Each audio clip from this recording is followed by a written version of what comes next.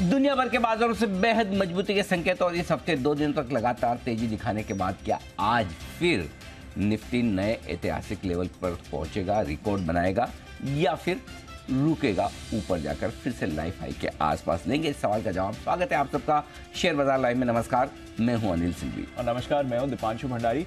Mid week trading session है और इतने सारे संकेत हैं एक दिन के लिए, सारे एक साथ भरना मुश्किल है, इसलिए आज हमने 2 में स्प्लिट करें सर। बिल्कुल दीप, तो और ढेर सारे संकेत है। पहले संकेत बता दें, उसके बाद एक एक करके बातचीत करेंगे। अमेरिकी बाजारों में लगातार दूसरे दिन तेजी रही है और अच्छी खासी तेजी रही है। अमेरिकी बाजारों में बढ़िया मजबूती के साथ 200 पॉइंट ऊपर डाउ बंद होते हुए नजर आया है। नेस्डेक, S&P 500, बाकी सारे इंडाइसेस भी मजबूत रहे। लेकिन कच्चा तेल ये तेजी से ऊपर की तरफ बढ़ता हुआ $80 के आसपास पहुंचा, भी अभी भी $79 के ऊपर आज ट्रेड करता हुआ दिखेगा।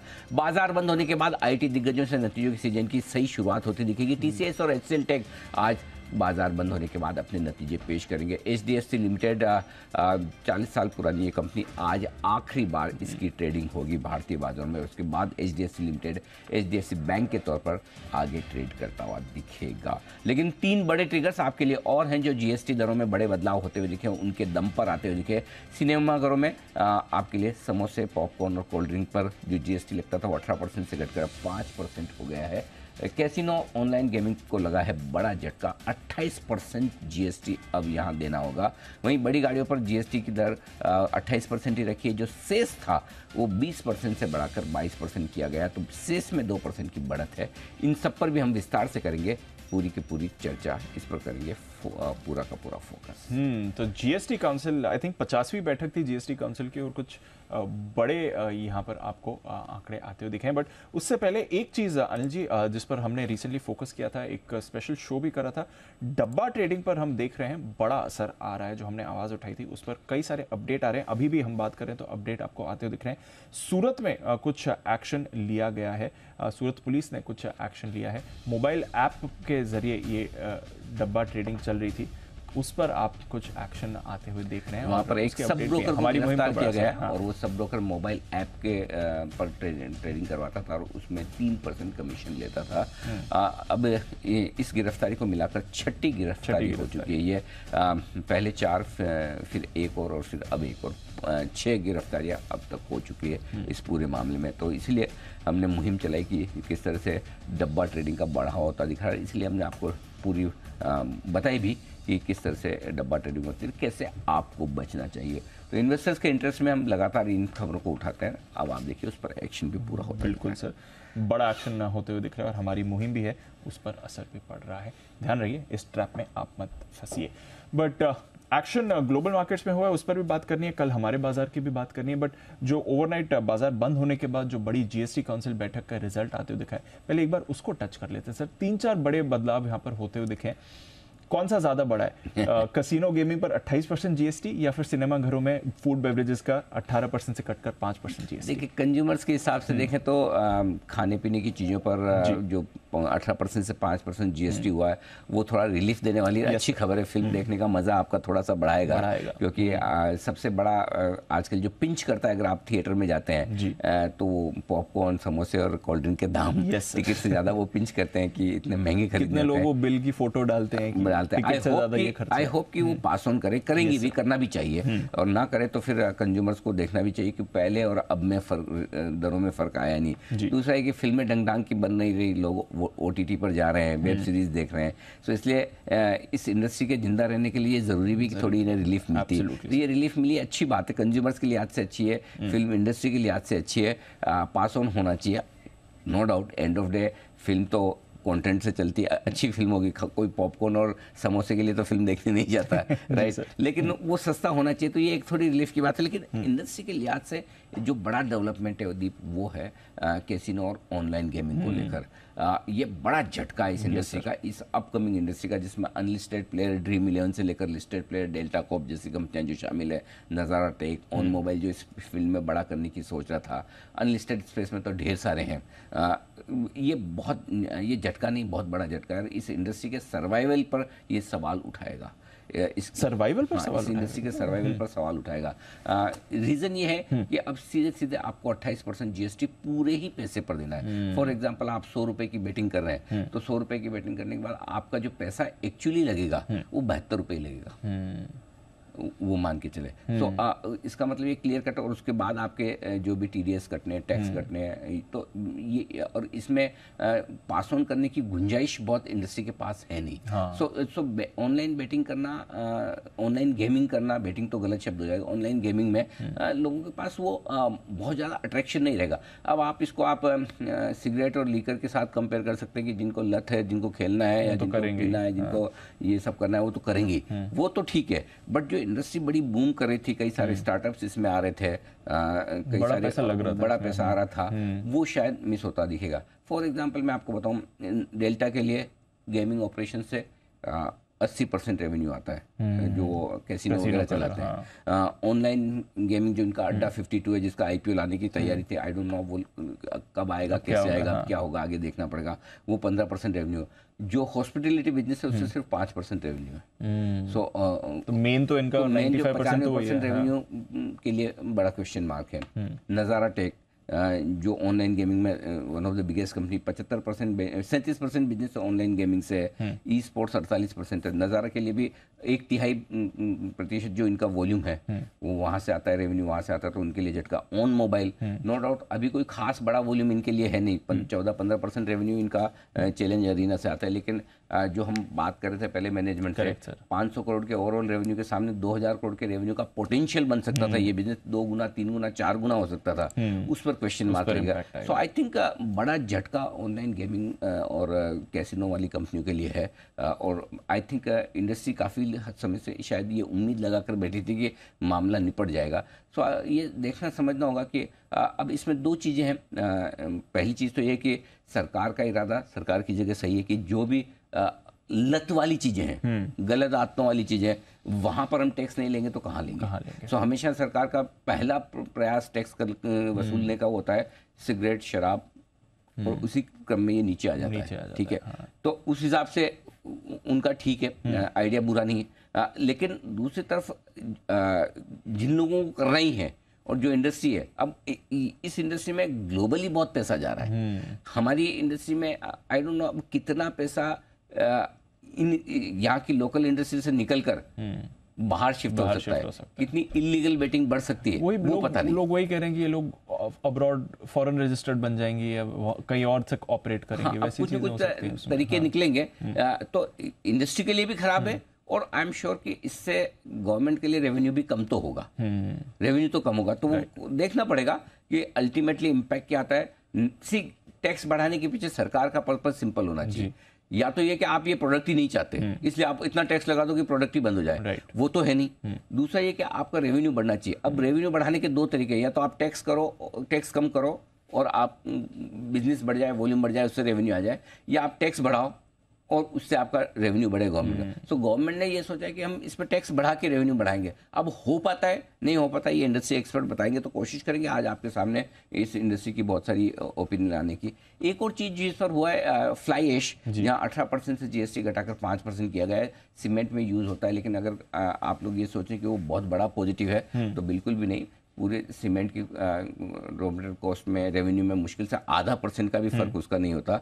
उसमें प्रॉफिट कितना तो नहीं के बराबर, नेग्लिजिबल है। और उसको भी इसलिए सेट ऑफ करने के लिहाज से किया गया है क्योंकि उसको कई सीमेंट कंपनियां रॉ मटेरियल कॉस्ट के तौर पर लेती है, कुछ उस पर इनपुट टैक्स क्रेडिट ले लेते हैं फ्लाई ऐश को। सो आई थिंक वो एक एडजस्टमेंट है, सीमेंट कंपनियों के लिए कोई खास फायदे की बात नहीं। कहीं तो दबी जुबान से ये भी बात चल रही थी कि सीमेंट कंपनियां भी चाहती है जीएसटी 28 से 18% हो, उस पर तो विचार विमर्श भी नहीं हुआ। तो नेट ऐसा नहीं कि सीमेंट कंपनियों के लिए कुछ पॉजिटिव आया, खाली फ्लाई ऐश पर जो इनका रॉ मटेरियल में थोड़ा सा छोटा हिस्सा है, अगर उसको आप ये मानो कि उसकी पे जो जीएसटी घटा है उससे सीमेंट कंपनियों को बहुत फायदा होगा, जी नहीं होगा, वो इसकी कॉस्ट में एडजस्ट हो जाएगा, तो ज़्यादा फर्क पड़ने वाला है नहीं। सो आई थिंक ये कुछ चीज़ें हैं जो जीएसटी में बड़े बदलाव हैं सो मतलब गेमिंग और कैसीनो इंडस्ट्री के लिए बड़ा झटका है। आई डोंट नो आज स्टॉक कितना बुरा पिटेंगे, क्या होगा। और डेल्टा तो एफएनओ में भी है, एफएनओ में भी है, एफएनओ बैन में भी है। एफएनओ बैन, ये एक रिलीफ की बात है, कम से कम शॉर्ट्स और फ्रेश नहीं बनेंगे। तो बट पिटाई हो सकती है, 100% होगी। मतलब अब वो 10% घटता है, 15 घटता है, 20% घटता है, या उससे और ज़्यादा रहता है वापस, जहाँ से 160-180 से चला है, क्या वहाँ पहुँच जाता है डेल्टा, पता नहीं। लेट्स सी मार्केट कितना रिएक्शन देता है, या 200 पर उठता है, देखना पड़ेगा। बट ओवरऑल इसमें कोई डाउट नहीं कि जो भी गेमिंग इंडस्ट्री के बड़े प्लान्स थे वो स्टैंड स्टिल एक बार होल्ड पे आ गए। अब ये जितने दिन नए नए ऐप्स आने की तैयारी थी, नए स्टार्टअप्स जो आ रहे हैं, नए नए तरीके से, आप ड्रीम 11 के पीछे 25 और खुल गई, करेक्ट, इन सब के लिए बड़े झटके हैं। तो अब वो स्टार्टअप वाले स्पेस में बड़ा शेकअप हुआ है, वैल्यूएशंस तेजी से घट जाएंगे इन सारे स्टार्टअप्स के, तो वो दिक्कत होने वाली है। ठीक है, तो चलिए, ये एक झटका है और ग्रोथ इंडस्ट्री हो रही थी, उसको एक इम्पैक्ट आपको आते हुए दिखेगा। अच्छा, दूसरी चीज़ सर जो हमारे बाजारों के लिए आज एक्चुअली 3-4 चीज़ें इंपॉर्टेंट हैं बाजार के लिए, बट नतीजों की सीज़न की ऑफिशियली शुरुआत हो रही है, जब आईटी के सबसे पहले बड़े नतीजे आते हैं। टीसीएस और एचसीएल टेक दोनों के आज नतीजे आने वाले, तो नतीजों के लिहाज से, आईटी नतीजों के लिहाज से क्या नजर रहेगी सर? दीप, अच्छी बात है कि इस सीजन में जब आईटी के नतीजों पर आप जा रहे हैं तो बहुत ही कम उम्मीदों के साथ जा रहे हैं। कोई एक आदमी आपको स्ट्रीट पे ये नहीं मिलेगा जो ये बोले कि भाई मुझे आईटी कंपनी से बहुत तोड़फोड़ नतीजे की उम्मीद है, और उसमें भी शुरुआत एचसीएल टेक से हो रही है जिससे सबसे कम उम्मीदें हैं। Correct, true. TCS no doubt trend setter है, देखते हैं टीसीएस में किस तरह का प्रदर्शन होता है, आगे मैनेजमेंट कितने कॉन्फिडेंट नजर आते हैं, क्या कुछ होता है, वो अपनी जगह है। लेकिन इसके अलावा अगर आप देखें तो मुझे नहीं लगता कि कहीं कोई और ऐसा कोई खास उम्मीद के साथ किसी से है। सो आई थिंक ये टोन सेट करेगा इन्फोसिस, टीसीएस, रिजल्ट सीजन का भी, रिजल्ट सीजन से ज़्यादा, रिजल्ट सीजन का तो नहीं कहूँगा, अब आईटी सेक्टर पूरे रिजल्ट सीजन का रिप्रेजेंटेशन करता भी नहीं है, उनका खाली अपना सेक्टर का। और सेक्टर में भी आजकल ये मुश्किल हो गया कि किसी एक टीसीएस या एक इन्फोसिस के दम पर आप पूरी इंडस्ट्री को गिन पाए। लास्ट सीजन हमने ये लर्न किया था, लास्ट सीजन ये समझ में आया था कि टीसीएस का जो हुआ उसके विपरीत बाकी सबका हुआ। तो एक्शन देखते हैं क्या कुछ होता है, उम्मीदें कम है, यही एक अच्छी बात है। अच्छे नतीजे आएंगे, तोड़ फोड़ आएंगे, इसकी उम्मीदें नहीं के बराबर है। ऐसे में अगर उसके बावजूद और ख़राब आते हैं तो झटके लग सकते हैं, क्योंकि लाइफ हाई पर आप कुछ ऐसी चीज़ है जो बेचना भी चाहते हैं जी, और लाइफ हाई पर कुछ ऐसी चीज़ जो आप खरीदना चाहते हैं जो सस्ती हो। तो ये क्वार्टर का रिजल्ट आईटी सेक्टर के लिए मेक और ब्रेक वाला है। अगर आईटी सेक्टर को पार्टिसिपेशन चाहिए बाजार की तेजी में तो ये नतीजे बहुत इंपॉर्टेंट होंगे। और अगर इस बार नतीजे नहीं आए तो फिर सबके लिए वैसा हो जाएगा कि जब भी शॉर्ट करना है इसको पकड़ के धो दो आईटी को। और इसके अलावा एक और इंटरेस्टिंग चीज आज आईटी सेक्टर से ये एलटीआई माइंडट्री कल से निफ्टी का हिस्सा हो जाएगा। तो आज उसमें काफी कुछ पैसिव बाइंग आनी है, जो फंड जो निफ्टी में इन्वेस्ट करते हैं, निफ्टी में ट्रैक करते हैं, वो आज एलटीआई माइंडट्री में खरीदारी करेंगे भी, ये भी होना है। तो लेट्स सी क्या कुछ होता है। लेकिन कितना 7वां स्टॉक होगा निफ्टी में एलटीआई माइंडट्री, आईटी वाला, आईटी वाला, तो आईटी का प्रेजेंटेशन भी और बढ़ जाएगा। बैंक निफ्टी का मुकाबला करने की तैयारी आईटी की होगी। इंटरेस्टिंग है। सो आई थिंक रिजल्ट सीजन में बहुत ज्यादा उम्मीदें नहीं है और यही एक अच्छी बात है। चलिए, तो कुछ ज्यादा उम्मीदें नहीं है, हल्के होके जा रहे हैं रिजल्ट सीजन एक्सपेक्टेशन को लेकर। बट ऑफ कोर्स आईटी की तो अनिल जी ने बात करी, पूरे रिजल्ट सीजन से आपको क्या एक्सपेक्ट करना है, बाकी दिग्गज सेक्टर्स यहाँ पर कैसा रहेगा और मौके आपको कहाँ मिल सकते हैं, ये पूरा डिस्कशन हम करने वाले हैं आज 11 बजे। 2 खास मेहमान भी होंगे हमारे साथ। पूरे नतीजों सीजन का प्रीव्यू आपके लिए आने वाला है, नतीजे आएंगे, कमाई कराएंगे, तो इसके लिए भी जरूर जुड़िए आप हमारे। अरे वाह, आज 11 बजे, 11 बजे, इंटरेस्टिंग, बहुत बढ़िया। 11 बजे नतीजे आएंगे, कमाई कराएंगे। तो रिजल्ट सीजन की पूरी तैयारी आपको करनी है ज़बरदस्त के साथ। सबसे पहले, सबसे फास्ट, सबसे सटीक नतीजे और विश्लेषण भी एकदम सटीक, और बिल्कुल सटीक नतीजे उसी तरह से जैसे आप गिफ्ट निफ्टी का सटीक लेवल देखते हैं। हाँ।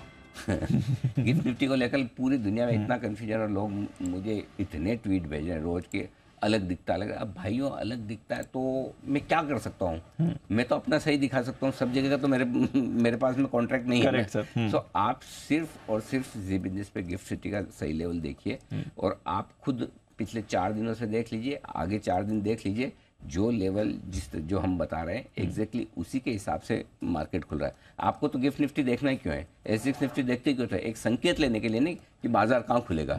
सो कैलकुलेशन के हिसाब से डायरेक्शन के लिहाज से जो लेवल्स हम दिखा रहे हैं वो 100% सही है और उसी के बेसिस पे आपको डिसाइड करना है, न कि किसी और लेवल के बेसिस पे। तो इसलिए सिर्फ और सिर्फ गिफ्ट निफ्टी आपको लेवल यहाँ पर सही मिल रहे हैं, आप यहाँ पर आराम से देखिए इसी के बेसिस। फॉर एग्जांपल कल भी सेम हुआ, हम बता रहे थे पॉजिटिव, कहीं नेगेटिव आपको दिखता है, फिर आप ट्वीट करते हो बार बार। अब 10 जगह इधर उधर घूमोगे, देखोगे, फिर कंफ्यूज हो गए, फिर आके मुझे पूछोगे, तो इससे बढ़िया जहाँ आप खुद देख लो ना कहाँ सही दिख रहा है। तो आपकी प्यारी गिफ्टी यहाँ एकदम सही लेवल दे रही है। एग्जैक्टली। तो और आपको तो पता ही है कि जब शुरुआत होनी थी उससे पहले से हमने टॉप मैनेजमेंट से बात की, लॉन्च के दिन भी हमने पूरा कवरेज किया, हम on the top of it है, पूरी तरह से हम सारे के सारे इन सब चीज़ों को देख कर लेकर चल रहे हैं। तो इसलिए आप निश्चिंत रहें और बिल्कुल आप तैयारी रखें। बिल्कुल, बाजार मतलब जी बिजनेस, आपको यहीं पे रहना है, आ जाएंगे। तो गिफ्ट निफ्टी पर कहीं कोई कंफ्यूजन नहीं, जहाँ भी जब भी कंफ्यूजन हो वापस जी बिजनेस देख लीजिए और जो जहाँ पर दिखे वो फाइनल मान लीजिए। बिल्कुल। हाँ, फर्स्ट ऑफ ऑल तो इधर उधर देखेंगे तो आप ही कंफ्यूजन होने में नुकसान आपका है, हमारा कम है। हमारा तो ये कि हमारा एक लॉयल दर्शक इधर उधर जाता है तो हमें नुकसान होता है। लेकिन उस हमारा तो ठीक है, फिर भी लिमिटेड है, आपके तो पैसे लगे हैं। करेक्ट। तो पहले अपना फायदा सोचें, फिर दूसरी बात। ओके, तो ये है आपके लिए गिफ्ट निफ्टी, यहीं पे देखना है और कहीं नहीं जाना है, सही लेवल आपको यहीं पे मिलेगा। अच्छा सर, लेवल्स की बात निकली है, हमारे बाजार को भी थोड़ा एक्शन समझना है। क्या आज रिकॉर्ड की तरफ निफ्टी अटेम्प्ट कर सकता है, ये आपसे जानना है। और दूसरा, जो ग्लोबल मार्केट्स का 2 दिनों से सहारा आ रहा है, इसको कैसे देखना है, क्योंकि आज इंपॉर्टेंट डेटा आ रहा है उनका इन्फ्लेशन को लेकर, उससे पहले 2 दिन में अच्छी रिकवरी हो गई है। तो पहले ग्लोबल की बात करें, ग्लोबल मार्केट में रिकवरी एक्सपेक्टेड लाइन पर है दीप, और हम शुक्रवार को यही बात कर रहे थे कि डाउ अपने सपोर्ट लेवल के नजदीक पहुंच रहा है। उसके बाद आप देख लीजिए 2 दिनों में कितनी बढ़िया तेजी आपको वहां पर बनती हुई दिखी। तो रिकवरी एकदम परफेक्ट लेवल से आई और मजे की बात देखिए, कोई खास खबर के बगैर आई है रिकवरी। हाँ, ऐसा नहीं कि ऐसा कुछ नहीं। ये सपोर्ट का कमाल है, लेवल का कमाल है। आपने कहा भी था कि एक बार हल्का होके आ जाएगा सपोर्ट। बिल्कुल, तो एकदम सपोर्ट लेवल के आसपास। अब नो डाउट जितने लेवल निफ्टी के और बैंक निफ्टी के याद रहते उतने तो मुझे डाउ के नहीं रहते एग्जैक्ट पॉइंट, लेकिन समझ में आ रहा था कि डाउ अपने सपोर्ट पे पहुंच गया और वहां से रिकवरी दे रहा है। तो जो रिकवरी आ रही है वो बिल्कुल परफेक्ट वहीं से उन्हीं के हिसाब से निकल कर आ रही है जो सपोर्ट लेवल से। और मजे की बात यही है कि बिना किसी बड़ी खबर के आ रही है। अब देखिए कल के सेशन में क्या अच्छा हुआ है। पहली चीज, डॉलर इंडेक्स 1 महीने के निचले स्तरों पर आए, ये एक अच्छा संकेत है। थोड़ा सा कच्चा तेल ऊपर है, खास चिंता की बात नहीं। हाँ, हम थोड़े से सतर्क हैं लेकिन तनाव नहीं है। ब्याज दरें बढ़ने का खतरा बरकरार है, लेकिन जो चिंताएं थोड़ी सी कम हुई कल अमेरिका के बाजारों में, जो डेटा वेटा देखने के बाद, इस वजह से थोड़ा सा उछाल मिल गया। अब आज रात अमेरिका में ट्रेडिंग सेशन सबसे इंपॉर्टेंट है। क्यों? आज आएंगे अमेरिका के महंगाई के आंकड़े रात को। महंगाई का आंकड़ा आना चाहिए 3.1%। पिछले महीने था 4%, 4% से घटकर 3.1%। ठीक है, ये आंकड़ा आएगा। 3% या इसके नीचे आंकड़ा आया और खुश हो जाएंगे जी, यही तो चाहिए। लेकिन अगर थोड़ा सा बढ़कर आया तो दुखी तो हम हैं ही, थोड़ा सा और हो जाएंगे। ब्याज दर तो बढ़नी। हमारा आंकड़ा भी इंपॉर्टेंट है दीप, और हमारा आंकड़ा थोड़ा सा जून के महीने का जो आज शाम को आएगा हल्का बढ़कर आएगा। 4.5%, 4.6% के आसपास के आंकड़े की हम उम्मीद कर रहे हैं। पिछले महीने 4.2% था, तो थोड़ा सा हमारा आंकड़ा बढ़कर आएगा, ये आपके लिए मानकर चल सकते हैं। तो 4.25% से 4.5% के ऊपर निकलेगा हमारा आंकड़ा, तो हल्की से हमारी महंगाई बढ़कर आएगी। लेकिन महंगाई के लिए ज़्यादा चिंता की बात ये वाला आंकड़ा नहीं दीप, अब जो आएगा ना जुलाई का, क्योंकि इस बार क्या जिस तरह से बारिश हो रही है ना, खाने पीने की चीज़ों के दाम, मसालों के दाम, सब्जियों के दाम बहुत तेज़ी से बढ़ रहे हैं। सो आई थिंक थोड़ा सा महंगाई को जल्दी में काबू लाने में, इस लिहाज से अगर हमें ब्याज दरें घटने की उम्मीद है उसको थोड़ा और टालना पड़ेगा। तो अगली पॉलिसी में भी आरबीआई गवर्नर ब्याज दरें घटाएंगे ये भूल जाइए, क्योंकि ये जुलाई के महीने में महंगाई को काबू में रख पाना मुश्किल से मामला होगा, मुश्किल का मामला हो रहा है ना। तो महंगाई की थोड़ी चिंता हमारे लिए आ सकती है, हालांकि अमेरिका में गिरेगी, बट बाजार पर इसका रिएक्शन इंपॉर्टेंट रहेगा। हमारे लिए भी सर कल जैसे आप बता रहे थे सेकंड हाईएस्ट क्लोजिंग हमें मिलती हुई दिखी है। अटेम्प्ट था 500 के करीब आते हुए भी दिखा, थोड़ा ऊपर भी गया था। आज क्या एक फ्रेश अटेम्प्ट हो सकता है? हो सकता है और होना भी चाहिए। और आज होने के लिए आपके पास सब कुछ है लाइफ हाई बनाने के लिए। अब और क्या चाहिए? मतलब एफआईएस के डेटा ठीक ठाक है, बहुत तोड़फोड़ नहीं है जी, लेकिन बुरे नहीं है। ग्लोबल मार्केट से बढ़िया आप क्या उम्मीद करोगे? 300 डाउ चढ़ गया आपका, जबकि आपको तो उम्मीद ही नहीं थी। 15-20 पॉइंट मुश्किल से ऊपर नीचे अपना था बंद होते वक्त, राइट। सो ग्लोबल सपोर्ट है, लोकल सपोर्ट है। कल सेकंड बेस्ट क्लोजिंग दी है। अगर दिक्कत है तो एक ही जगह है जी, वो है बैंक निफ्टी। लगातार 3 दिनों से बैंक निफ्टी लाल निशान में बंद हो रहा है और नीचे की तरफ तो बैंक निफ्टी से सपोर्ट नहीं आ रहा है। अब आज के सेशन में फिर आपको सपोर्ट चाहिए, कौन सा सेक्टर है जो सपोर्ट दे सकता है? अब आपको ये चाहिए, क्योंकि रिजल्ट्स के पहले आईटी कल ठंडा हो गया जी। अब आज आईटी चलेगा, बहुत जोर से भागेगा, इसकी संभावना कम है। चलो घटे ना बढ़ने के लिए। अच्छा, दूसरा रहा सवाल ऑटो का। ऑटो, हाँ, जीएसटी की जब हम बात करते हैं उस पर भी एक बात रहेगी, ऑटो की बात करना भी जरूर। ऑटो कंपनियों में क्या हुआ है वो जरा समझिए। बड़ी गाड़ियां जो 200 सीसी से ऊपर की जो गाड़ियां हैं, जो एसयूवी एमयूवी बोलते हैं, multi utility vehicle, Innova kind of गाड़ियां, एसयूवी जो तो आप समझ ही गए आजकल चली रही है, इन गाड़ियों पर जो सेस है वो 22% हो गया। अब बहुत सारे लोग बड़े टेंशन में हैं कि 28% तो जीएसटी पहले से देना पड़ रहा है, ऊपर से 22% और लग गया। पहली चीज़ तो ये कि सेस जो भी लगता है वो टैक्स की दर पे लगता है, ना कि पूरे अमाउंट पे। तो जीएसटी 28% है तो उस पर सेस कितना लगेगा? 22%, यानी करीबन 6% हुआ। लेकिन ये बढ़ा कितना है? 20 पहले से लग रहा था, आपको पता भी नहीं है, नहीं पता तो सुनो। तो सिर्फ 2% सेस बढ़ा है, 2% जीएसटी भी नहीं बढ़ा है। 2% सेस बढ़ने का मतलब तो बहुत ही नहीं के बराबर है, मतलब मुश्किल से उस लेवल पे तो आधा % जीएसटी से समझो आप 28% की जीएसटी की दर 28.5 हो गई एक तरह। सो इसलिए ऑटो सेक्टर के लिए कोई खास नेगेटिव नहीं है। लेकिन चूंकि महिंद्रा टाटा मोटर्स भागे हुए हैं, अगर थोड़ा प्रॉफिट बुकिंग दिखाना चाहते हैं तो दिखाने के लिए अच्छी रीजन है। बट कोई नए सीमेंट के लिए कोई पॉजिटिव है खास, नए ऑटो के लिए कोई खास नेगेटिव है। तो ये न्यूट्रल सी चीजें, ऑलमोस्ट न्यूट्रल सी मान के चल सकते हैं ये आपके लिए ऑटो पे। तो ये तो अब बचाने के लिए आपको कोई सेक्टर चाहिए निफ्टी को। तो आज बैंकिंग शेयरों के लिए मेक और ब्रेक वाला मामला है। अगर बैंक सपोर्ट लेवल के आसपास आ रहे हैं, पहला सपोर्ट वही है जहां कल हम पहुंचे 44,700 के आसपास, ठीक है। अगर ये रोक लिया बहुत बढ़िया, नहीं तो फिर आप 44,300 44,500 की रेंज में पहुंचेंगे, वो अगला सपोर्ट है। लेकिन वो पहुंचेंगे तो फिर आप निफ्टी पर लाइफ हाई बनाकर टिक नहीं पाएंगे। तो निफ्टी पर लाइफ हाई बनाने के लिए 2 चीजें चाहिए, एक बैंक गिरे ना, और दूसरा एफएमसीजी या कोई एक आध सेक्टर ऐसा मिल जाए जो आपको सपोर्ट दे दे ऊपर ले जाने के लिए। रिलायंस 2 दिन से कर लिया, अब रिलायंस से इससे ज्यादा उम्मीद मत रखो। क्या एचडीएफसी बैंक ये काम आज कर सकता है? आज एचडीएफसी लिमिटेड का है आखिरी दिन, राइट? आज के बाद इसकी ट्रेडिंग हो जाएगी बंद। करेक्ट। जिन लोगों के पास एचडीएफसी लिमिटेड है फंड्स को, उनको एचडीएफसी बैंक मिल जाएंगे। करेक्ट। सो अब ये बड़ा सवाल कि आज अगर एचडीएफसी लिमिटेड, एचडीएफसी बैंक ये एक्शन में आ जाए, ये निफ्टी को बचा ले तो काम हो जाए। सो लाइफ हाई के आसपास पहुंचेंगे तो जरूर, टच भी कर सकते हैं, टिकेंगे नहीं, इसका जवाब अभी तक नहीं है, क्योंकि आज बहुत सारे मल्टीपल फैक्टर्स है। Let's see, one at a time. Okay, तो चलिए, मल्टीपल फैक्टर्स हैं, एचडीएफसी का आखिरी दिन है, नतीजों का सीजन है, जीएसटी के बदलाव के चेंजेस आने वाले हैं, डेटा आने वाला है और मिड वीक सेशन है। बताएं सर आज के फिर से बाय ऑन डिप्स की स्ट्रेटेजी रखें आज के लिए। हर एक गिरावट में लेना, कल भी यही था, सुबह जहां खुले वहीं लीजिए, अगर डिप मिले तो और लीजिए। आज भी यही है, अगर ज़्यादा गैप से न खुले, नीचे मिले, आपको लेना है, नीचे में पहली डिप पर और खरीदना है। सेक्टर और स्टॉक स्पेसिफिक एक्शन पे फोकस करना है। फॉर एग्जांपल 1-2 दिन आपको फर्टिलाइजर ने एक्शन दे दिया, डिफेंस ने दे दिया, कोई और सेक्टर जहां मूड बने पकड़ के चल लीजिए, 2 दिन का ट्रेड करके निकल जाइए। ये वाली स्ट्रेटेजी काम कर रही है। जब तक कर रही है तब तक कई बार आप बोलेंगे अरे ये तो ट्रेडिंग वाला, तो रोज तो ट्रेडिंग ही होती है, रोज इन्वेस्टमेंट नहीं होता। और इन्वेस्टमेंट करने के लिए तो लाइफ टाइम हाई वाला मार्केट अच्छा भी नहीं होता। Correct sir. ये मार्केट तो ट्रेडिंग के मार्केट है, तो ट्रेड करिए आराम से। इन्वेस्टमेंट जो पड़ा है उसे होल्ड करिए, पकड़ के रखिए। लेकिन जो ट्रेड करने के मौके मार्केट दे रहा है, 2, 5, 7, 8% आपका खटखट 2-3 दिन में जो बन जाता है, उसको क्यों छोड़ना? एग्जैक्टली। मतलब पैसे इन्वेस्टमेंट से आए, सबको अच्छा लगता है, लेकिन जहां ट्रेडिंग का मौका मिल रहा है छोड़ना क्यों है? वो है निफ्टी 19,550 के ऊपर निकलकर आज टिकता है तो फ्रेश और नई तेजी होगी। बैंक निफ्टी चूंकि लाइफ हाई से काफी दूर है, बैंक निफ्टी के लिए ऊपर का लेवल इंपॉर्टेंट है, बैंक निफ्टी के लिए नीचे का लेवल इंपॉर्टेंट है। इसलिए बैंक निफ्टी के लिए नीचे का लेवल दिया दीप 44,300 44,500, इस रेंज में बैंक निफ्टी को स्ट्रॉन्ग सपोर्ट जोन है। इस रेंज में आए तो 2 चीज ध्यान में रखिएगा, पहला शॉर्ट भी काटना है, दूसरा फ्रेश खरीदारी भी करनी है और पक्का करनी है। भले उस समय आपका मूड माहौल कितना भी खराब हो, लेकिन 44,300 44,500 की रेंज में खरीदारी करनी है 100% करनी है।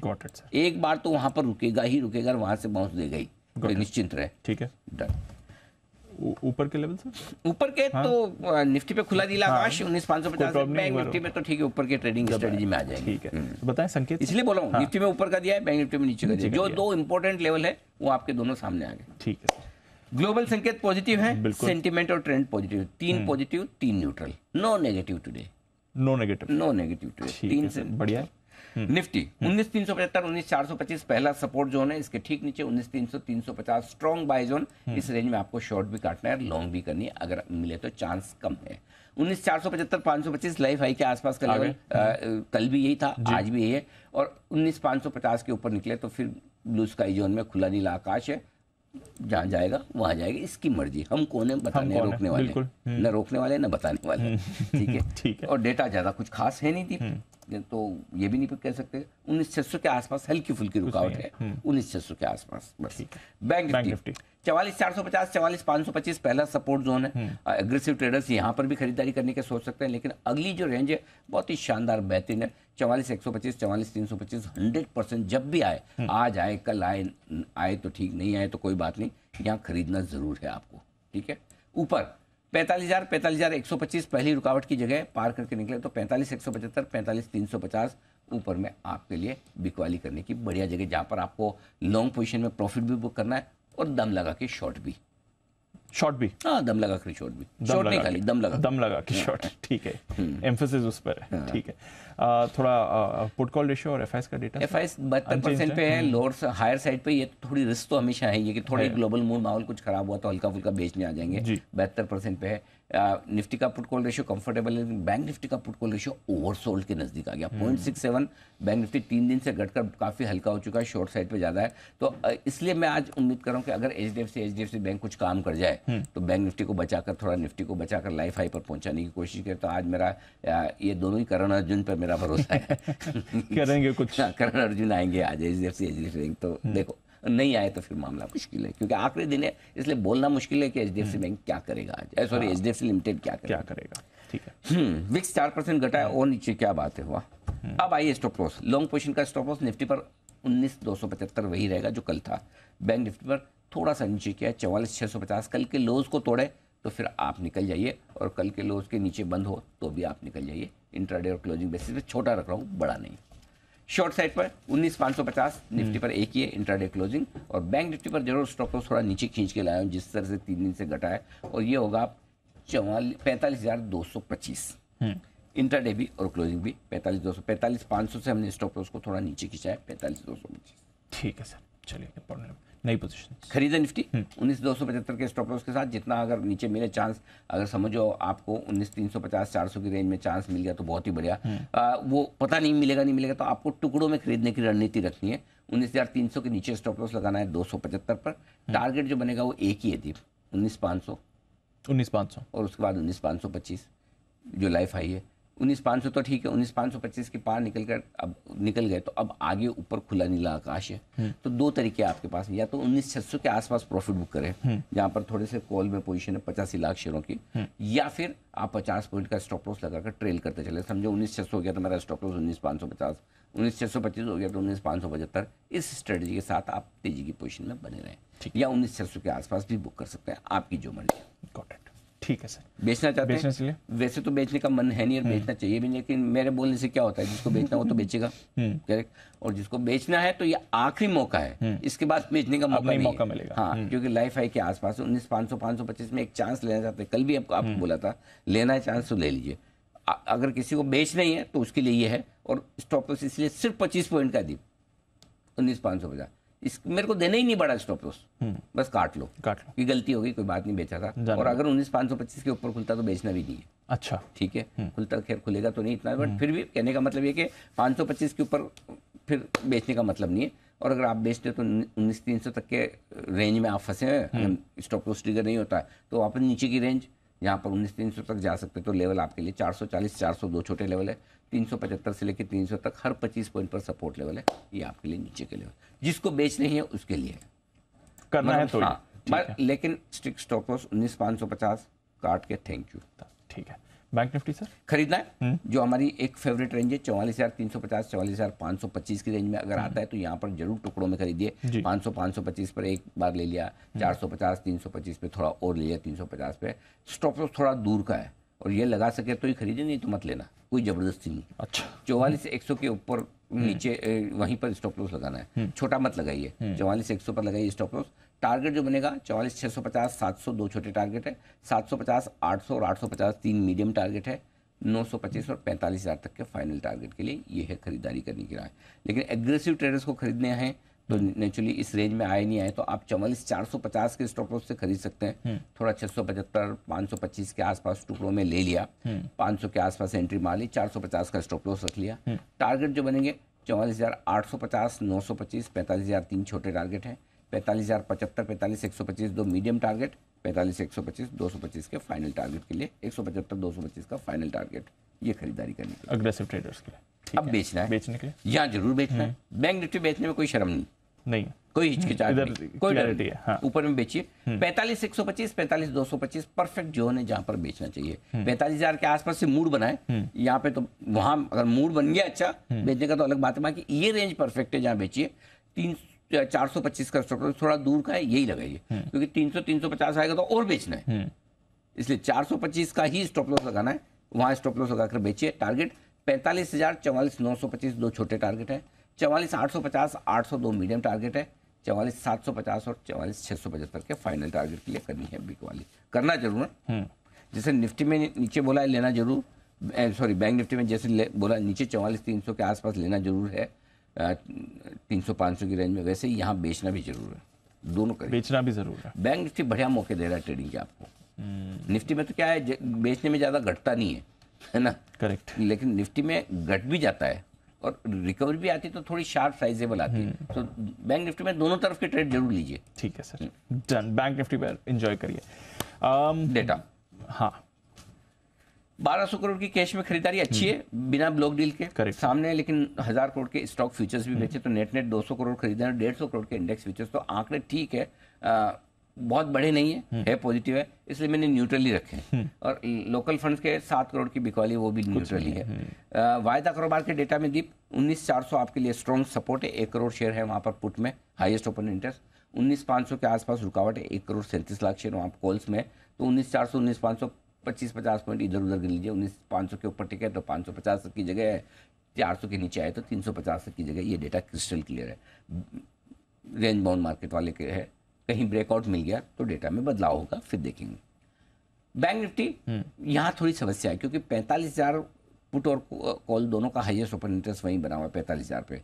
45,000 के पुट पर 30 लाख शेयर हैं, कॉल्स में 65 लाख शेयर है, डबल से ज़्यादा कॉल राइटर खड़े हैं। तो शॉर्ट तो वैसे काफ़ी बने हुए हैं, इसी वजह से पुट कॉल रेशियो नीचे, लेकिन शॉर्ट कवरिंग आएगी किस वजह से, तेजी आई वो दिख नहीं रहा। अब मैं वही बोलूँगा HDFC बैंक लाएगा क्या मुझे नहीं पता, फ्रेंकली नहीं पता, लेकिन अगर उसकी वजह से तेजी आती तो अलग बात। अब हो सकता है MSCI में आने की बात है जो 17 तारीख से वेटेज वाले, तो उसकी खरीदारी आज होगी या 17 को होगी। आज जिनके पास HDFC लिमिटेड के शेयर हैं वो क्या करेंगे, बेचेंगे, रखेंगे, वो बहुत सारे इफ एंड बट्स हैं। सो आई थिंक उसके बेसिस पे बैंक निफ्टी डिसाइड होगा। ऊपर में 45,000 पहली रुकावट है, नीचे में 44,500 अच्छा सपोर्ट है, बीचों बीच में आप बंद हुए, ये डेटा आपको दिखा रहा है। Got it sir. चलिए, सारा इंपॉर्टेंट डेटा आज के लेवल्स आपके सामने। बैन लिस्ट में भी एडिशन हो गया, मनापुरम फाइनेंस आ गया, तो बैन लिस्ट के स्टॉक अब 9 हो गए। मनापुरम का फ्रेश एडिशन हुआ है। इंडिया बुल्स, PNB, जी, ग्रैन्यूल्स, इंडिया सीमेंट, डेल्टा और BHEL ऑलरेडी बैन में बने हुए हैं। आइए स्टॉक्स पर है पूरा फोकस और लेते हैं अनिल जी से आज का स्टॉक ऑफ द डे। अरे वो तो भूल ही गया, मुझे लगा हो गया सब, मैं तो अपने पेपर पर सेट करने लगा था। एक इंपॉर्टेंट चीज रह गई sir. Oh, stock of the day, ध्यान दें। ओके, बेचने की राय है और बेचना है पीडीलाइट के फ्यूचर्स में, और ये राय मेरी कम है, सिटी की ज्यादा है। सिटी ग्रुप की तरफ से जो रिपोर्ट आई उसी के दम पर बोला, मेरा अपना दिमाग नहीं, मैं बहुत ऑनेस्टली बता दूं, लेकिन हाँ मैं उस राय से सहमति रखता हूँ, इस वजह से बेचने की राय है। स्टॉप लॉस 2690 का रखिए, फ्यूचर्स के लेवल दे रहा हूँ आपको, 2615 2590 और 2570 तक के बड़े टारगेट के लिए बेचना है। डबल डाउनग्रेड किया है सिटी ने, 2880 से 2270, और बेचने की वजह मेरी अपनी जो है वो रिजल्ट्स पिछली बार भी बड़े खराब आए थे, और मतलब मार्जिन और जिस तरह के रिजल्ट है, तो और अब फिर रिजल्ट सीजन शुरू होते ही जो डबल डाउनग्रेड आया, तो मुझे ऐसा लग रहा है कहीं ना कहीं सिटी ये मान के चल रहा है कि रिजल्ट खराब आएंगे, तो इसलिए बेचना बनता है जी। अगर कोई और रिजल्ट के पहले डाउनग्रेड आ रहा है, हालांकि रिजल्ट कोई आजकल नहीं आ रहे, लेकिन अभी टाइम है, लेकिन जिस तरह से आ रहा है ना, मुझे लगता है ये बेचने का आइडिया इनका ठीक है। यहाँ पर शॉर्ट पोजीशन बनाकर चल सकते हैं जब तक 2 क्वार्टर ये अच्छे रिजल्ट ना दे, तब तक इस स्टॉक के लिए वापस से वो क्या कहना चाहिए, इन्वेस्टर्स का मूड बनाना मुश्किल होगा। और डाउनग्रेड भी बड़ा है, 2220 रुपये का टारगेट काफ़ी नीचे का है। लेट्स सी। ठीक है सर, चलिए तो ये है आपके लिए आज का stock of the day. Sell call है पिडलाइट पर, फ्यूचर्स में इसके करेंगे बिक वाली। आइए, और कौन से स्टॉक्स हैं खबरों पर रिएक्शन देने वाले और ब्रोकरेज में हमारी टीम है तैयार। नुपुर, अरमान और साथी आशीष। नुपुर, मॉर्निंग बताएं, ट्रिगर्स और खबरें क्या कह रही हैं? Good morning. सबसे पहले रिजल्ट सीजन के साथ शुरुआत करते हैं। HCL टेक और TCS के नतीजे आफ्टर मार्केट्स आते दिखेंगे तो इस पर नजर रहने वाली है। कैश में 5 पैसा capital, Anand Rathi, wealth, steel, straps will भी आज नतीजे घोषित करेंगे अपने पहली तिमाही के, तो ये स्टॉक्स भी आज फोकस में रहेंगे। इन्फ्लेशन का डेटा आने वाला है, जून के महीने का इंडस्ट्रियल प्रोडक्शन का भी डेटा आएगा, मई के महीने का, तो दोनों ही डेटा मैक्रोज और बाजार के लिहाज से इंपॉर्टेंट है, तो यहाँ पे रहेगी नज़र। HDFC, जैसे कि हम चर्चा कर ही रहते हैं, आज आखिरी दिन है ट्रेडिंग का, तो सभी F&O कॉन्ट्रैक्ट क्लोजिंग से एक्सपायर होते हुए दिखेंगे। स्पाइसजेट, जहाँ पे बोर्ड बैठक है, पूंजी जुटाने पर कंपनी विचार करेगी, तो स्पाइसजेट भी आज फोकस में रहने वाला है। आशना हाउसिंग की आज बोर्ड मीटिंग है, जहाँ पे बायबैक को कंसिडर करेगा बोर्ड, तो ये भी इंपॉर्टेंट ट्रिगर हो सकता है स्टॉक के लिए, यहाँ पे रखनी है नज़र। NSE के जो NSE इंडेक्स में जो बदलाव होने वाले हैं वो भी आज की क्लोजिंग से एप्लीकेबल हो जाएंगे। निफ्टी 50 में LTI माइंड्री रिप्लेस करेगा HDFC को। निफ्टी 100 की बात करें तो JSPL अपनी जगह बना लेगा HDFC की जगह।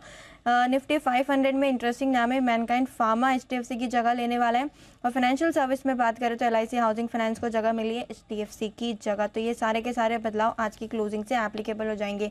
जुबिलेंट फूडवर्क एक्सटेंडेड डिविडेंड को लेकर तो यहाँ पे आपको एडजस्टमेंट होते हुए नजर आएगा। IPO आज ओपन होने वाला है उत्कर्ष स्मॉल फाइनेंस बैंक का, 12 से 14 जुलाई तक ये ओपन रहेगा। 23 से 25 रुपए का प्राइस बैंड है। 600 के लॉट में आपको शेयर्स मिलेंगे, 500 करोड़ की इसकी साइज है। और एंकर इन्वेस्टमेंट भी देखें तो 223 करोड़ के आसपास एंकर इन्वेस्टर्स भी आते हुए दिखे, और काफ़ी इंटरेस्टिंग नाम दिखेंगे आपको। गोल्डमैन सैक्स, मेराई एसेट जैसे बड़े नाम यहाँ पे एंकर इन्वेस्टमेंट के लिस्ट में सामने आए।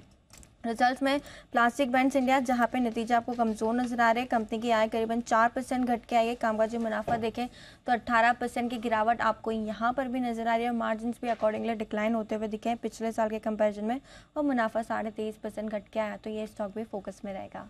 ओके, ढेरों स्टॉक्स हैं एक्शन वाले, और नतीजों के सीजन की भी हो रही है शुरुआत। अरमान, मॉर्निंग बताएं, आपके पास कौन सी खबरें आज? जी गुड मॉर्निंग। कई सारे जो GST के अपडेट्स है, वहाँ पर सबसे पहले PVR आइनॉक्स और सिनेलाइन पर आपको ध्यान रखना है, क्योंकि सिनेमा घर के जो खाने पीने की चीज़ें है वहाँ पर GST की कटौती की गई है। फूड एंड बेवरेजेस पर 18% से घटाकर 5% कर दिया है। नज़ारा टेक, डेल्टा कॉप और मोबाइल ग्लोबल यहाँ पर ध्यान रखना है, क्योंकि यहाँ पर जी बिजनेस की खबर पर मोहर लगती हुई दिखी है। Online gaming, casino, horse racing पर जो है 28% का GST है। M&M, Maruti Suzuki, Tata Motors यहाँ पर भी ध्यान रखें, क्योंकि यहाँ पर भी जो है जी बिजनेस की खबर पर मोहर लगती हुई दिखी है। SUV, MUV पर जो सेस है वो 20% से बढ़ाकर 22% कर दिया है। फ्लाई ऐश का जो है वहाँ पर GST की दरें जो है वो 18% से घटाकर 5% कर दी है। NTPC सीमेंट स्टॉक्स हालांकि इनके मिनिमल या नेग्लिजिबल इम्पैक्ट के आसपास है। LD स्लैग पर भी GST जो है 18% से घटाकर 5% कर दिया गया है, और कई सारी इसी तरह हैं। महिंद्रा एंड महिंद्रा पर यहाँ पर अगर आप देखें कुल बिक्री जो है इनकी लगभग 17% बढ़कर आई है, और एक्सपोर्ट का अगर आप डेटा देखें तो वहाँ पर लगभग 10% के आसपास की आपको गिरावट दिखेगी। श्री सीमेंट, यहाँ पर जो खबरें हैं वहाँ पर उनका क्लैरिफिकेशन आता हुआ दिखा है। खबर ये थी कि जो सरकार है उन्होंने इंस्पेक्शन ऑर्डर जो है वो दिया है, पर कंपनी का ये कहना है कि उसे इस तरह की कोई सूचना इंस्पेक्शन ऑर्डर सरकार की तरफ से नहीं मिला है। मजगांव डॉक, यहाँ पर भी जो रिपोर्ट्स है वहाँ पर मीडिया रिपोर्ट्स वहाँ पर क्लैरिफिकेशन आता हुआ दिखा है। उन्होंने रिपोर्ट्स ये थी कि जो है उनको ऑर्डर पर उन्होंने क्लैरिफिकेशन दिया है कि मीडिया में ऑर्डर की जो खबरें हैं वहाँ पर कारोबार की गंभीरता को देखते हुए उन्होंने किसी भी कंपनी, किसी भी अगर आप कॉन्फिडेंशियल संवेदनशील जो कॉन्ट्रैक्ट्स हैं उसकी जानकारी वो नहीं दे सकते हैं, और जो भी वो अगर आप डिस्क्लोजर देते हैं वो रक्षा मंत्रालय के नियमों के अनुसार दिया जाता है। स्पाइसजेट, यहाँ पर भी रिपोर्ट से DGCA ने स्पाइसजेट को सर्विलेंस के तहत रखा है, और जिसमें 3 हफ्ते के लिए जो है सर्विलेंस के तहत इसको रखा गया है। और अंत में पोकरना पर आप यहाँ पे ध्यान रखें, क्योंकि ये US डिपार्टमेंट ऑफ कॉमर्स ने जो दूसरा सेकंड एडमिनिस्ट्रेटिव रिव्यू है, रिव्यू अगर आप देखें किस चीज़ का, जहाँ पे क्वाड सर्फेसेस पे एंटी डंपिंग ड्यूटी का ऑर्डर है, वहाँ पर उन्होंने बताया है कि जो सब्सिडरी है उन्होंने जो अगर आप देखें इस समय के दौरान, जिसमें 1 जून 2021 से 31 मई 2022 के दौरान सामान्य से अगर आप देखें तो कम कीमत पर माल नहीं बेचा है। उस हिसाब से अगर आप देखें जो एंटी डंपिंग ड्यूटी का शुल्क है वो 0% तय किया गया है। हालांकि ये जो दरें हैं ये दिसंबर 2023 से ही जारी हो जाएगी। ओके, ये आपके लिए कुछ और इम्पोर्टेंट खबरें। आइए आशीष के पास चलते हैं आज की ब्रोकरेज रिपोर्ट्स के लिए। FIR स्टॉक्स रह गए। नूपुर माफ कीजिएगा, बताएं आपके पास कुछ खबरें रह गई थी। बिल्कुल, थोड़ी और खबरें जहाँ पे काइनेटिक इंजीनियरिंग जहाँ पे इक्विटी और नॉन कोर एसेट्स कंपनी बेचेगी और 54 करोड़ रुपए जुटाने वाली है, तो ये स्टॉक फोकस में रहेगा। और जो कंपनी फंड जुटाएगी उससे अपने ईवी जो सब्सिडी है उसका विस्तार करने वाली है, तो ये स्टॉक पे रखनी है नज़र। जम्मू एंड कश्मीर बैंक जहाँ पे 15 जुलाई को बोर्ड बैठक है, फंड्स जुटाने पर कंपनी बैंक विचार करेगा, तो ये भी स्टॉक आज फोकस में रहेगा। हैप्पीस्ट माइंड जहाँ पे 11 जुलाई को QIP शुरू हो चुका है, फ्लोर प्राइस देखेंगे 972 रुपीज़ के आसपास की, करीबन 2.25% का डिस्काउंट है करंट मार्केट प्राइस से।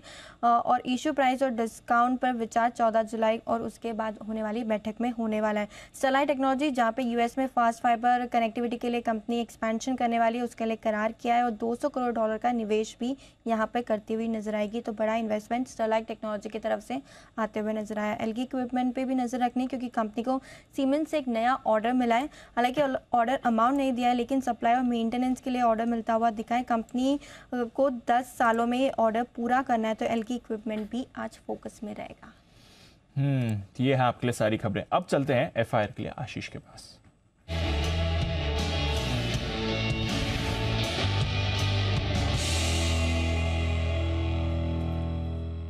मॉर्निंग आशीष, पहले टॉप रिपोर्ट्स के बारे में बताएं। Good morning Deepanshu. सबसे पहले अगर आप देखें तो सिटी की तरफ से कुछ इंटरेस्टिंग रिपोर्ट्स आई हैं। टाइटन पर अगर आप देखें तो रेटिंग को कर दिया डाउनग्रेड, पहले खरीदारी की राय दिया करते थे, अब न्यूट्रल की रेटिंग दे रहे हैं। लक्ष्य दिया 3280 रुपये का, हालांकि स्टॉक चल रहा है अभी 3088 रुपये के आसपास, लेकिन कॉमेंट्री अच्छी नहीं है। मान रहे कि FI25 PE के हिसाब से भी अगर आप देखें तो 60 टाइम्स पर चल रहा है, 15% प्रीमियम पर चल रहा है। 10 साल की औसत वैल्यूएशन जो है उसके हिसाब से भी अगर आप देखें, लॉन्ग टर्म मीडियम टर्म जितने भी ग्रोथ पोटेंशियल है सबके सब फैक्टर्ड नजर आ रहे हैं और कोई फर्दर री रेटिंग की संभावना नहीं है, तो यहाँ पर फोकस रखेंगे। सिमिलरली अगर आप देखें तो पिडिलाइट यहाँ पर भी देखिए रिपोर्ट आई है सिटी की तरफ से, काफी इंटरेस्टिंग रिपोर्ट है, जहां पर रेटिंग को कर दिया डाउनग्रेड, इनफैक्ट डबल डाउनग्रेड माना जाएगा। खरीदारी की राय से अब बिकवाली की राय दे रहे हैं और लक्ष्य 2880 से सीधे घटाकर 2220 रुपए कर दिया है। 2640 के करीब की क्लोजिंग है। ये मान रहे हैं कि एक साल का फॉरवर्ड पी भी अगर आप देखें तो 70 टाइम पर चल रहा है। वैल्यूएशन काफी ज्यादा एक्सपेंसिव है और अनसस्टेनेबल है, इसके चलते यहाँ पर फोकस करके चला है।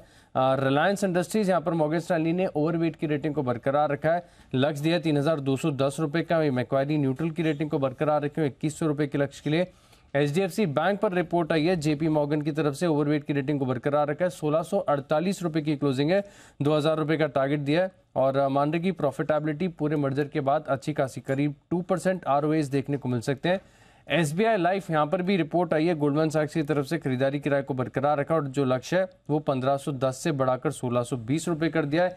पेज इंडस्ट्रीज पर यहाँ पर सिटी ने बिकवाली किराए को बरकरार रखा है, टारगेट कट किया है, यहाँ पर 32,900 से घटाकर 32,200 रुपए का टारगेट दिया है। जस्ट डायल पर फोकस करेगा, UPS खरीदारी किराए को बरकरार रखें 1050 रुपए के लक्ष्य के लिए। शोभा पर HSBC की तरफ से अपग्रेड आए, पहले होल्ड की राय दिया करते थे, अब खरीदारी की राय दे रहे हैं, लक्ष्य 690 से बढ़ाकर 730 कर दिया। कजारिया सेरेमिक्स यहाँ पर गोल्डमैन सैक्स ने खरीदारी की राय दी है अपग्रेड के साथ और लक्ष्य 1200 से बढ़ाकर 1500 कर दिया। काफी इंटरेस्टिंग रिपोर्ट्स आई हैं। और भी कुछ रिपोर्ट्स हैं आशीष आपके पास? हाँ दीपांशु, काफी इंटरेस्टिंग रिपोर्ट है। श्री सीमेंट पर देखिए नोमेरा ने रेटिंग को डाउनग्रेड कर दिया लगातार खबरों के बीच में और जो लक्ष्य 22,500 से घटाकर 20,400 रुपए कर दिया है। अल्ट्राटेक सीमेंट पर देखें तो मॉर्गन स्टैनली ओवरवेट की रेटिंग को बरकरार रखकर लक्ष्य 8,800 से बढ़ाकर 9,300 रुपए कर दिया है। वहीं नोमेरा भी अगर आप देखें तो रेटिंग को डाउनग्रेड कर रहे हैं, पहले खरीदारी की राय दी थी, अब ये न्यूट्रल की रेटिंग दे रहे हैं, लेकिन जो लक्ष्य थोड़ा सा एडजस्ट किया, 8,000 से बढ़ाकर 8,800 कर दिया है। ACC पर मॉर्गन स्टैनली अंडरवेट की रेटिंग को बरकरार रखे, लक्ष्य 1615 से बढ़ाकर 1650 रुपए कर दिया है। वहीं नोमेरा ने रेटिंग को डाउनग्रेड किया है और लक्ष्य 2175 से घटाकर 1650 रुपए कर दिया है। डालमिया भारत यहाँ पर भी देखिए मॉर्गन स्टैनली ने ओवरवेट की रेटिंग को बरकरार रखा है, 2260 रुपए से लक्ष्य को घटाकर 2360 रुपए कर दिया है। और अंत में UBS जो कि डालमिया भारत पर डबल डाउनग्रेड कर रहे हैं और जो लक्ष्य वो 2380 से घटाकर 2190 कर दिया। ओके, तो ये हैं ढेर सारी रिपोर्ट्स जिन पर आज दिखेगा एक्शन, यानी कि एक अल्ट्राटेक सीमेंट को छोड़ दे तो किसी भी सीमेंट कंपनी पर रिपोर्ट अच्छी नहीं है, राइट। श्री सीमेंट में टारगेट भी घटाए हैं, कल हमारी खबर भी थी और उसके बाद आज हालांकि कंपनी की तरफ से सफाई आई है कि अभी तक उन्हें नोटिस ऐसा मिला नहीं है मिनिस्ट्री ऑफ कॉर्पोरेट अफेयर्स की तरफ से। देखते हैं कब नोटिस मिलता है, उस पर रहेगी नजर। आइए तब तक बढ़ते आगे और वक्त है हमारे सभी एक्सपर्ट से मुलाकात करने का। Pick of the day.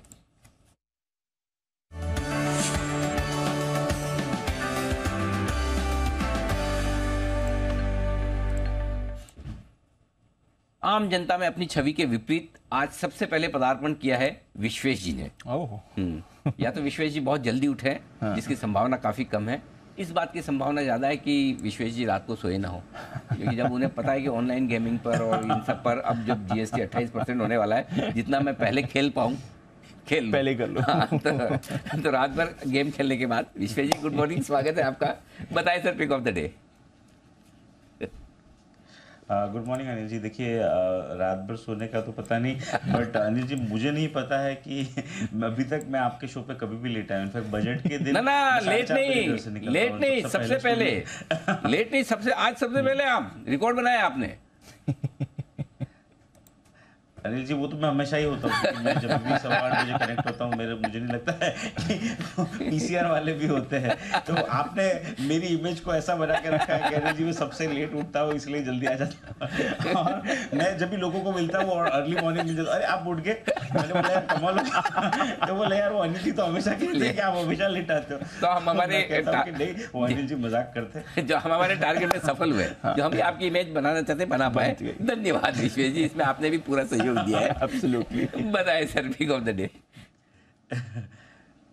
Thank you so much sir, अच्छा लगता है। Anil ji 2 pick of the day है। इनफैक्ट मुझे तो मार्केट ठीक लग रहा है, मुझे लग रहा है थोड़ा कूल ऑफ है। बैंक निफ्टी अगर 44,200 के आसपास आता है तो मुझे लगता है खरीदना चाहिए। और मेरी ओर से एक है कैश का स्टॉक और एक है एफएनओ का स्टॉक। पहला है जोमेटो का येस्टरडे का क्लोजिंग 7680 का है। मुझे लगता है यहाँ पे कल बहुत अच्छा ब्रेकआउट आया आफ्टर साइडवेज कंसोलिडेशन, तो 7450 ₹2 के स्टॉप लॉस से खरीदारी करेंगे। मुझे लगता है शायद आज के दिन में 80 रुपये के लेवल तक हम एक्सपेक्ट कर सकते हैं। और अगर थोड़ा सा टाइम दे तो मुझे लगता है 85 तक के लेवल भी हम एक्सपेक्ट कर सकते हैं। तो ये था कैश का स्टॉक। एफएनओ के स्टॉक की बात करें जी तो मुझे लग रहा है कि सन फार्मा में येस्टरडे बहुत अच्छा ब्रेकआउट आया है। 1072 का क्लोजिंग है, ऑलमोस्ट 1.25 साल के हाईएस्ट लेवल पे है। और जिस हिसाब से ब्रेकआउट है मुझे लगता है 1040 का स्टॉप लॉस रखना चाहिए। यहाँ पे 1100 और 1130 के 2 टारगेट रहेंगे।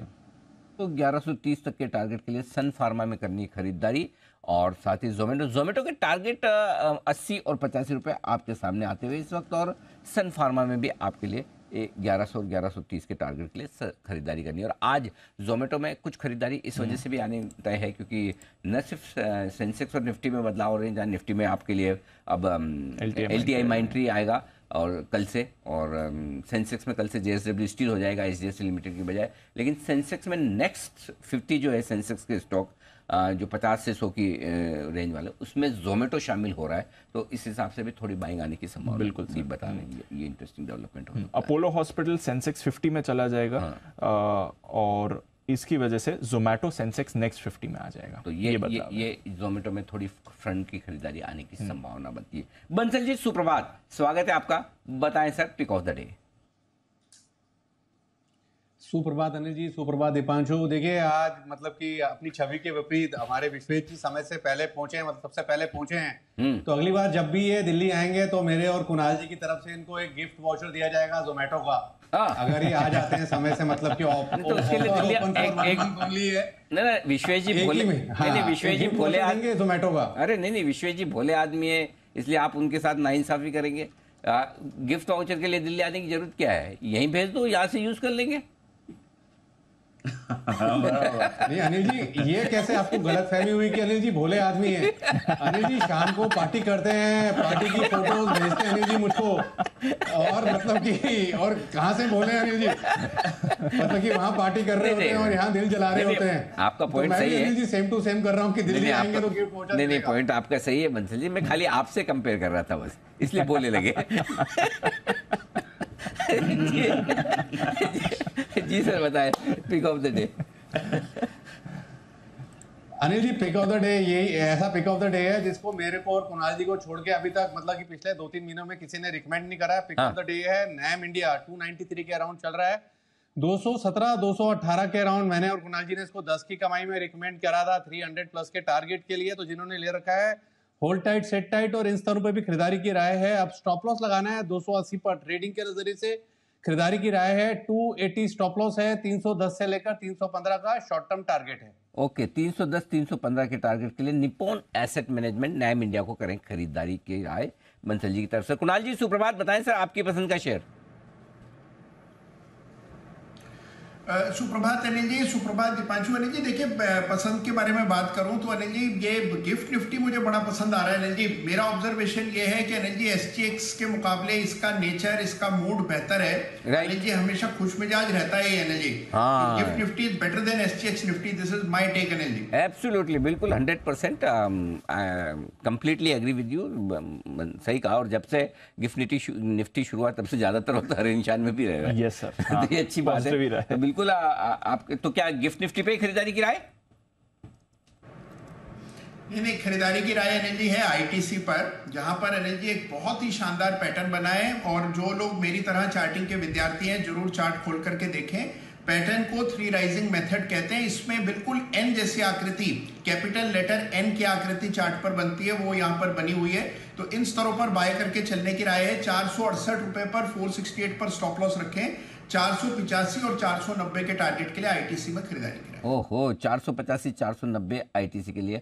और आज खबरें आ भी रही कि आईटीसी में संजीव पुरी साहब फिर से एक और टर्म के लिए कमान संभाल सकते हैं। ये खबर भी आ रही है। अब जो नेक्स्ट एजीएम होगी उसमें इस बात पर विचार किया जाएगा। तो उनकी जो एबल लीडरशिप है, बड़ी कैपेबल लीडरशिप रही है और उनके लीडरशिप में स्टॉक की भी परफॉर्मेंस अच्छी है, कंपनी की परफॉर्मेंस अच्छी है। आज ये खबर भी है जो स्टॉक को सहारा देगी। आइए अमृतसर से करते हैं मुलाकात। सर गुड मॉर्निंग, बताएं sir pick of the day. Good morning जी, good morning Deep. Pick of the day है सोना BLW। रिसेंटली रेकमेंड किया था मैंने ये SPL में भी, पर अभी अपवर्ड मूवमेंट शुरू हुआ है तो फिर से रेकमेंड कर रहा हूँ। काफ़ी कंसोलिडेशन हुआ नीचे के लेवल पे। Among fastest growing auto ancillary company है with expected PAT CAGR of about 35% over the next 3 years। काफ़ी बड़ा एक्सपोजर है EV सेगमेंट में। करीब 12 नए EV प्रोजेक्ट्स इन्होंने ऐड किया FY23 में, including E commercial vehicle project order in Q4। और अभी रिसेंटली इन्होंने अचीव किया था production milestone of 5 million differential assemblies. तो ये काफ़ी बड़ा एक माइलस्टोन है उनके लिए। ऑर्डर बुक पोजीशन काफ़ी स्ट्रांग है। तो Q1 अर्निंग्स मुझे लगता है कि मैंने काफ़ी बड़ा ट्रिगर रहेगा। तो यहाँ पे मेरा टारगेट है over the next month and half about 600 levels का करनी है खरीदारी सोना BLW में। ये राय अमृतसर की तरफ से। सुमित जी सुप्रभात, बताएं सर आपका pick of the day. Good morning Anil ji, good morning Anil ji. Pick of the day के तौर पे आईटी सेक्टर का टेक महिंद्रा सिलेक्ट करना चाहिए। टेक महिंद्रा के अंदर तेजी का ट्रेंड बना हुआ है। पिछले 2-3 महीने से स्टॉक लोअर लेवल से अच्छा मूव दिखा रहा है और अब ये 2-3 दिन की करेक्शन के बाद वापस से ऊपर का मूव दिखाना चाहिए। 1160 के आसपास इस पर खरीदारी करके चलने का सलाह रहेगा। 1135 स्टॉक का नीचे में इमीडिएट सपोर्ट है, तो 1135 का स्टॉप लॉस बनेगा ट्रेडिंग के लिहाज से। ऊपर में जो टारगेट देखने को मिल सकते हैं इस मूव में, 1200 का पहला टारगेट होगा, 1210 का दूसरा टारगेट होगा। तो टेक महिंद्रा में खरीदारी करें 1135 के स्टॉप लॉस से 1210 के टारगेट से। 1200 और 1210 के टारगेट की खरीदारी करें टेक महिंद्रा। ये काउंटर भी आपके रेडार पर रहना चाहिए।